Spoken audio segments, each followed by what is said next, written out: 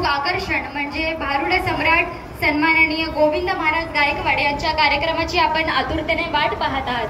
तत्पूर्वी त्यांच्या भारुडातून व सर्व महाराज आपल्या कीर्तनातून आपल्याला सतत सांगतच असतात की आपलं आयुष्य जगायचं कसं। मी सुरेखाताई यांच्या वतीने त्यांचे मनपूर्वक धन्यवाद व्यतीत करते। शिवसेना तालुका प्रमुख सन्माननीय गीताताई पुरी या आज आपल्या सर्वांच्या समवेत इथे उपस्थित राहिल्या आहेत। मी सन्माननीय सुरेखाताई टाले यांना विनंती करते की कृपया त्यांनी शिवसेना तालुका प्रमुख गीताताई पुरी यांचा सन्मान करावा। मी त्यांना विनंती करते की कृपया त्यांनी शाल आणि पुष्पगुच्छ देऊन सन्माननीय गीताताई पुरी यांचा आपल्या सर्वांच्या समवेत शुभ हस्ते सत्कार करावा। सन्माननीय सुरेखाताई शेवाळे टाले यांचं कार्य आणि योगदान समाजातील प्रत्येक स्तरावर निसंशयपणे प्रेरणादायक आहे। जिंतूरमध्ये शैक्षणिक आणि सामाजिक जीवनापासूनच त्यांनी समाजसेवेला प्राथमिकता दिली।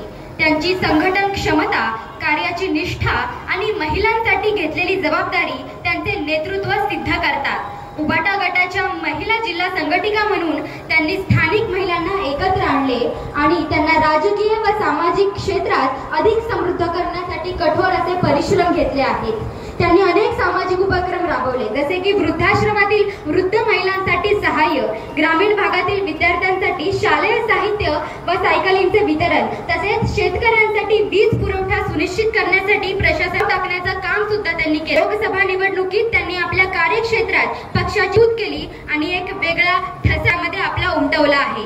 त्यांचे कार्य हे नेहमीच्या दृष्टीने सामाजिक बांधिलकीच्या पलीकडचे असते।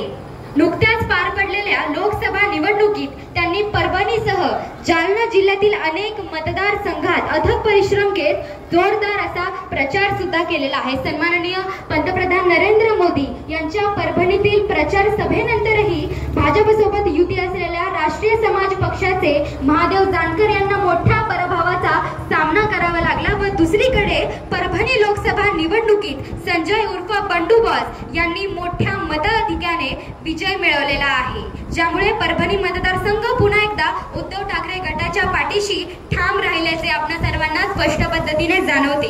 स्थानिक समस्यांवर लक्ष केंद्रित करत शहरातील रखडलेल्या विकास कामांसाठी प्रशासनाकडे पाठपुरावा करण्यात आलेला आहे।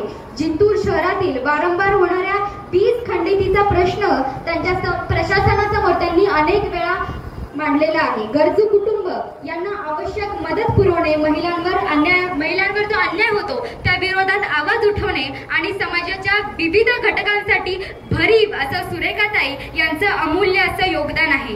मुस्लिम समाजातर्फे आयोजित रक्तदान शिबिरात सहभाग, आनंदाची शिधा उपक्रमाद्वारे गरजूंना मदत, तसेच बदलापूर येथे घडलेल्या अमानुष घटनेच्या निषेधार्थ मूक मोर्चाचे आयोजन सुद्धा सन्माननीय सुरेखाताई यांनी केलेले आहे।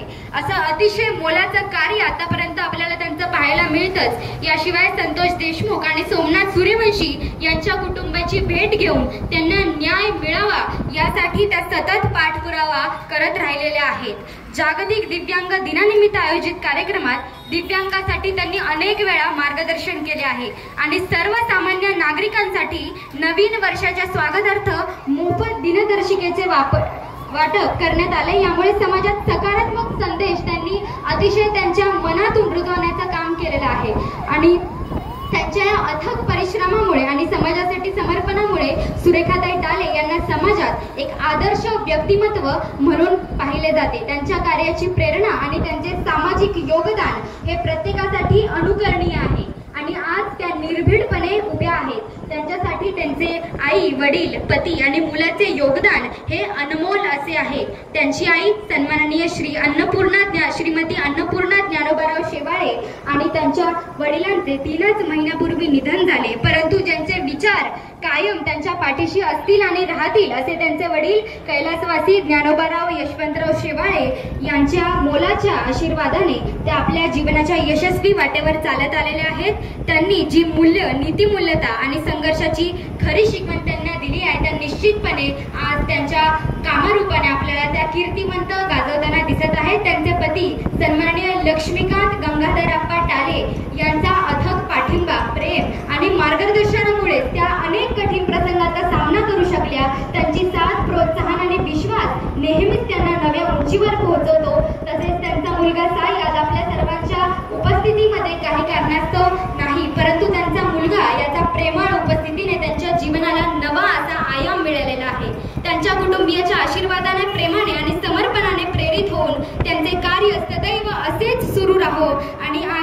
फेब्रुवारी रोजी त्यांच्या वाढदिवसाच्या निमित्ताने त्यांनी दिलेल्या योगदानाबद्दल सन्माननीय सुरेखाताई यांना मानाचा सलाम आणि हार्दिक शुभेच्छा. त्यांच्या जीवनात अधिक यश आणि समाजासाठी त्यांचे कार्य नेहमी तसे फलदायी व्हावं ही आपल्या सर्व उपस्थितांच्या वतीने मी आज त्यांना सदिच्छा देते. सर्वांनी जोरदार टाळ्यांच्या गजरामध्ये सुरेखाताईंच्या या कार्याला आणि त्यांना मानाचा सलाम करायचा आहे. सुरेश भटांची ओळी आहेत की आयुष्य छान आहे, आयुष्य छान आहे, थोडं लहान आहे, आयुष्य छान आहे, थोडं लहान आहे, रडतोस काय वेड्या, लढण्यात शान आहे, काट्यातही फुलांची झुलती कमान आहे, उचलून घे हवं ते दुनियात दुकान आहे, जगणं निरर्थक म्हणणारा बेईमान आहे, सुखासाठी कधी हसावं लागतं तर कधी रडावंही लागतं, कारण सुंदर धबधबा बनायला पाण्यालाही उंचावरून खाली पडावंच लागतं, पाण्यालाही उंचावरून खाली पडावंच लागतं. आणि आतापर्यंत संपूर्ण जिद्दीने आणि चिकाटीने सुरेखाताईंनी जे पाऊल उचललेलं आहे त्यांच्या पूर्ण कार्यासाठी आपण त्यांना पुनश्च एकदा जोरदार टाळ्यांच्या गजरामध्ये त्यांच्या वाढदिवसानिमित्त सहकार्य करूया.